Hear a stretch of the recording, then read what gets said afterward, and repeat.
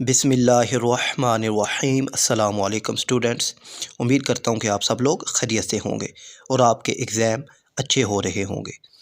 तो class 9th Urdu 2024 में आने वाले अहम MCQs मैंने आपसे शेयर करने हैं। तो पहला MCQs है, ऐसा जुमला जिसमें मसनद और मसनद अलैह दोनों इसम हो क्या कहलाएगा। तो सबसे पहले आप ये समझिए कि जुमले के दो हिस्से होते हैं, एक होता है मसनद और एक होता है मसनद अलैह। मसनद अलैह हमेशा इसम होता है, ये आपने याद रखना है। मसनद अलैह हमेशा इसम होता है और मसनद इसम भी होता है और फ़ेल भी होता है। और अगर मसनद और मसनद अलैह दोनों इसम हो जाएं तो ये जुमला इस्मिया कहलाता है। जीम इसका दुरुस्त जवाब है। और अगर मसनद अलैह इसम हो और मसनद फ़ेल हो जाए तो ये जुमला फ़ेलिया कहलाएगा। और जुमला मुहतरज़ा क्या होता है? ऐसे जुमले जो असल इबारत में आ जाएं और उनसे इबारत में कोई फ़र्क ना हो। जैसे कि मैं आपसे को अगर कोई मिसाल दूं तो अल्लामा इकबाल, अब ब्रैकेट में लिखा आ जाए शायर मशरक़, हमारे कौमी शायर हैं। तो अब ये जो ब्रैकेट में लफ्ज़ लिखा हुआ है शायर मशरक़, इससे असल इबारत में कोई फ़र्क नहीं पड़ रहा, तो ऐसे जुमले जुमला मुहतरज़ा कहलाते हैं। और बयानिया जुमले वो जुमले होते हैं जिनमें बयान या मालूमात हो, ठीक है, और जिनमें जिनमें किसी चीज़ का बयान हो या मालूमात दी जाएँ, वो बयानिया जुमले कहलाते हैं। दूसरा MCQs है, इल्म बयान की किस्म तशबीह में मुशब्बा और मुशब्बा बे को क्या कहते हैं। तो इल्म बयान की जो तशबीह है, तो तशबीह जो है वो लफ्ज़ को उसके जब एक चीज़ को दूसरी चीज़ की मानद करार दिया जाता है तो उसे तशबीह कहते हैं। और तशबीह में लफ्ज़ अपने हकीकी मायने में इस्तेमाल होते हैं। मुशब्बा और मुशब्बा बे तशबीह के अरकान हैं। तो तशबीह के 5 अरकान होते हैं: मुशब्बा, मुशब्बा बे, वजह शुबा, हरफ तशबीह और गर्ज़ तशबीह। तो मुशब्बा और मुशब्बा बे दोनों तरफ़ैन तशबीह होते हैं, अलिफ इसका जवाब है। तीसरा है, रदीफ़ के लुग़वी मायनी क्या है। तो रदीफ़ के लुग़वी मायनी है, इसका बेजवाब है सवार के पीछे बैठने वाला। और रदीफ़ जो है ये आखिरी लफ्ज़ होता है, ठीक है ना। वो लफ्ज़ जो गज़ल जो होती है और कसीदा और जो होती है हमारे पास नज़म, उनमें ये क्या होता है जी, ये हमारे पास जो पाबंद नज़म होती है, ये लफ्ज़ भी याद रखिएगा, ठीक है।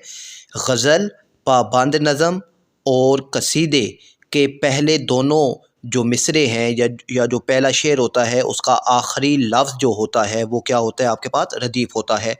और बाकी जितने भी इशहार होते हैं उनके दूसरे मिसरे में आता है, काफ़िए के बाद आता है, ये याद रखिएगा, काफ़िए के बाद आता है। फोर्थ है, किरदारों के ज़रिए अमली सूरत में पेश की जाने वाली सनफ़ अदब क्या कहलाती है। तो किरदारों की हरकत व सकनात की सूरत में जो पेश की जाती है वो होता है हमारे पास ड्रामा। दाल इसका दुरुस्त जवाब है।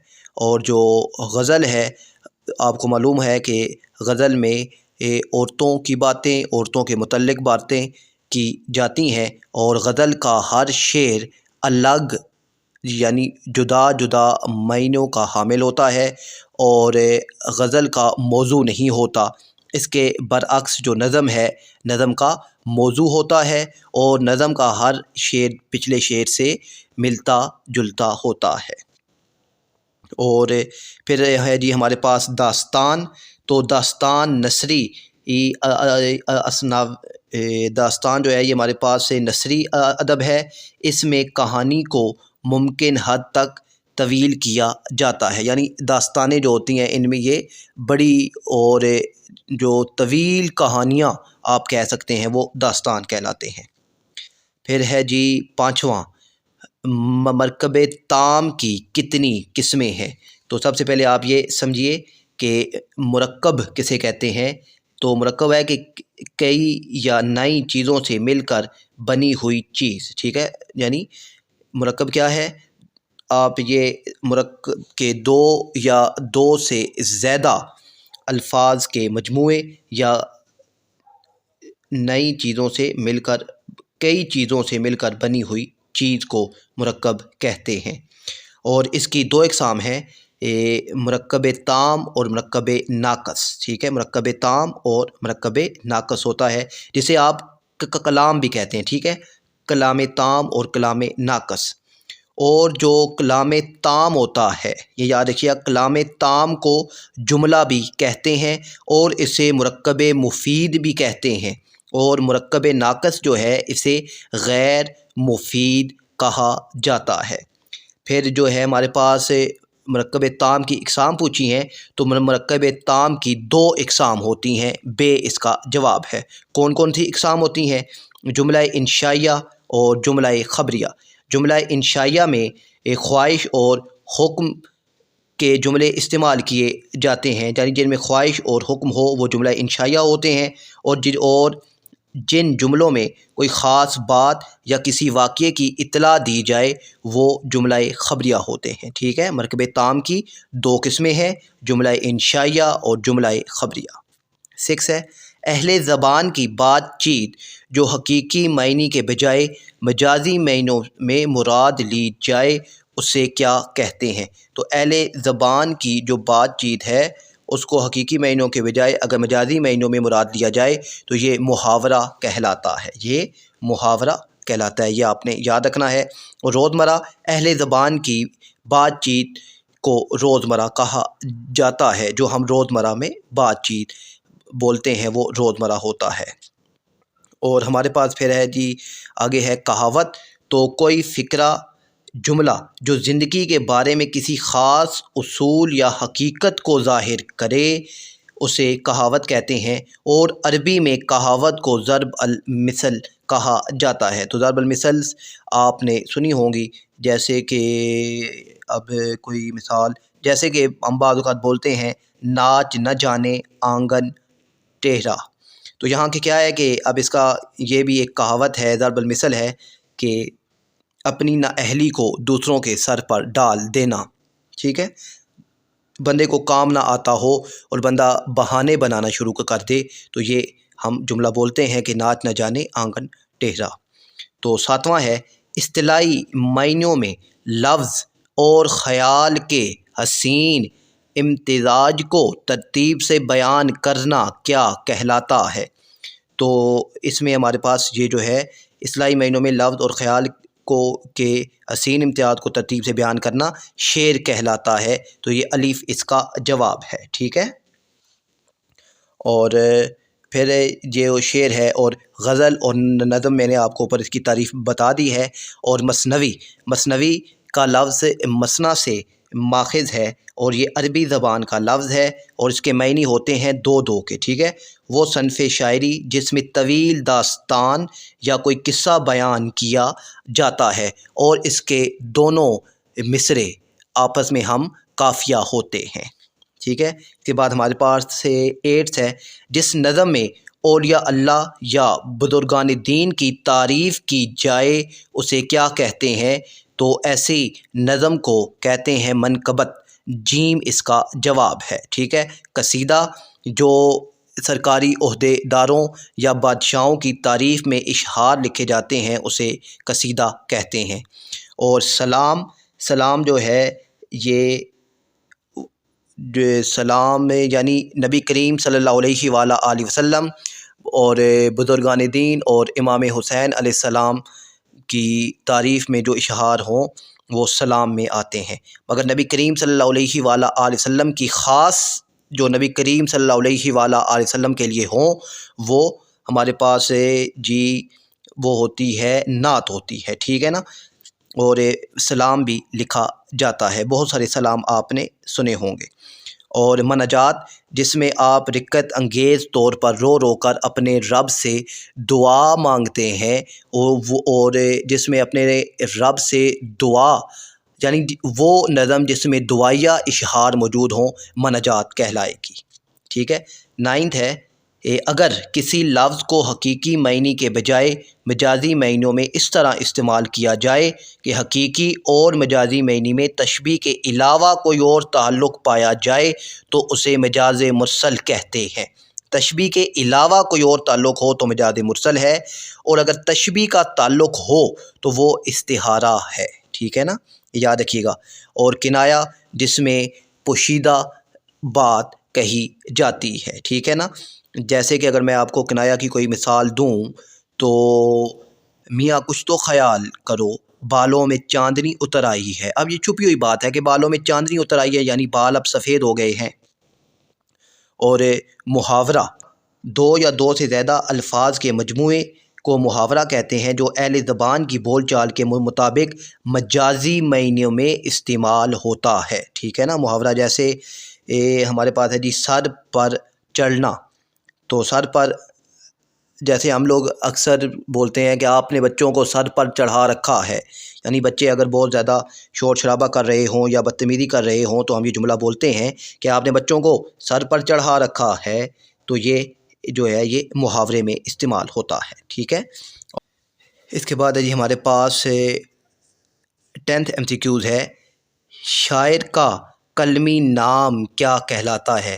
تو شاعر کا قلمی نام یا مختصر نام جو شعراء اپنے اشعار میں استعمال کرتے ہیں اسے اس کا جواب ہے جی بے تخلص کہتے ہیں، ٹھیک ہے۔ اور تخلص علم بیان کی قسم ہے، اور عرف یہ بھی علم بیان کی قسم ہے۔ تو عرف کیا ہوتا ہے؟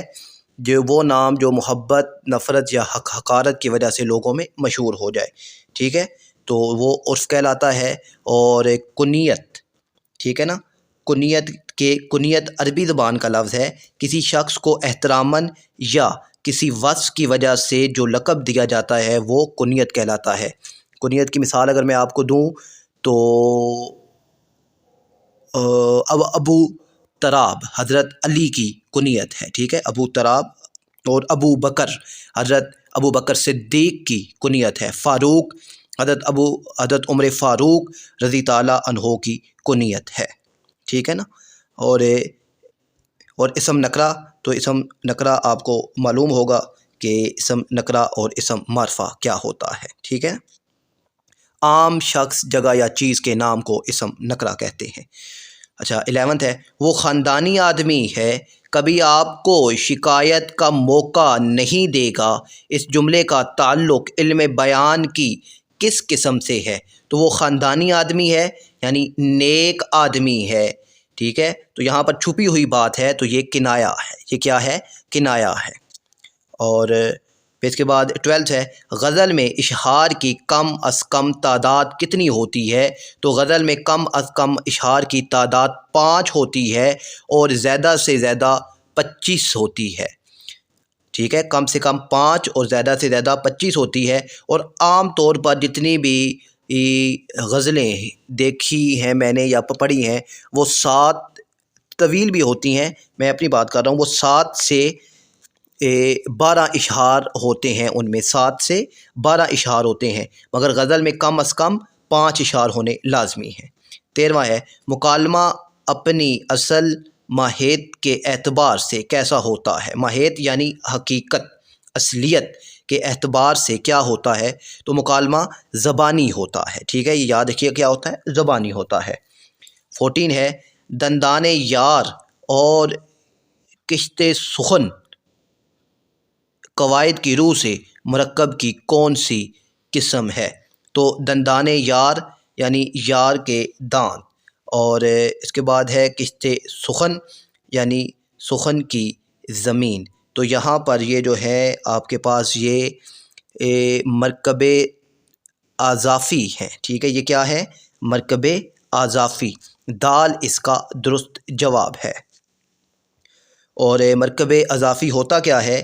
ایک اسم یا صفت دوسرے کی وضاحت کرتا ہے، جس میں ایک اسم یا صفت دوسرے کی وضاحت کرتا ہے، ان میں کا، کی، کے استعمال ہوتا ہے، ٹھیک ہے نا، جیسے دندان یار، ٹھیک ہے، یار کے دانت، ٹھیک ہے، تو یہاں پر ان میں کا کی کے مرکب اضافی ہے، تو یہاں پر اس کا دال جواب ہے۔ اور اس کے بعد جی مرکب تام آپ کو معلوم ہے کہ جس سے سننے والے کو پورا مطلب سمجھ آ جائے۔ اور اس کے بعد ہے جی صفت نسبتی، تو ایسی صفت جو کسی چیز کی نسبت یا تعلق ظاہر کرے، اور ان کے آخر اور مرکب نسبتی کی پہچان یہ ہے کہ یہ اس کے چھوٹی یہ ہوتی ہے، جیسے عرب سے عربی، ٹھیک ہے۔ اور اس کے بعد ہے جی مرکب توصیفی، ایسا مرکب جو ایک لفظ دوسرے کی صفت بیان کرتا ہے، ٹھیک ہے نا، جس میں دوسرے کی صفت بیان کی جائے وہ مرکب توصیفی ہوتا ہے۔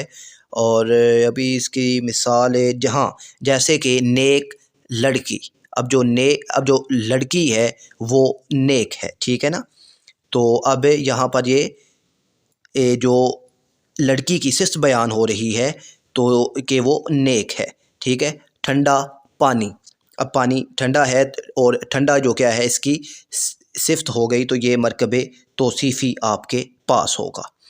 اور 15 ہے مقطع کے لیے لازمی شرط کیا ہے، تو مقطع غزل، پابند نظم اور قصیدے کا آخری شعر ہو اور اس میں شاعر کا تخلص بھی ہو۔ یہ مقطع کے لیے 2 شرطیں ہیں، ایک آخری شعر ہو اور دوسرا اس میں شاعر نے اپنا تخلص یعنی مختصر نام استعمال کیا ہو، تو وہ کہلاتا ہے ہمارے پاس جی مقطع کہلاتا ہے۔ تو یہاں پر آخری شعر اور تخلص یہ مقطع کی شرطیں ہیں، اور دا اور جیم اس کا جواب ہے۔